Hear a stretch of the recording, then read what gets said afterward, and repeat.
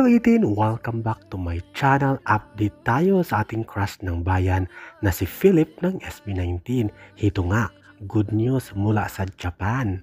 Ito nga, bago matapos ang taon 2024 ay talaga namang na-recognize at na-appreciate ng Japan. CD Japan ang favorite artist nila mula Asia at Pilipinas, si Philip Sosson na talaga namang namayagpag ang kanyang karera bilang isang solo singer sa Japan.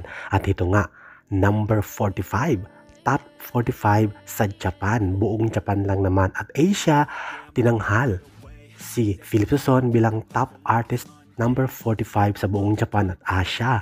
Kaya naman, congratulations Philip Sosson, first time ever isang Pinoy artist ang na-recognize sa Japan bilang isang singer sa buong Pilipinas, buong Japan at buong Asia. Number 45 sa buong Japan sa kanilang music chart at buong sa community nila at ang favorite artist on the chart si Philip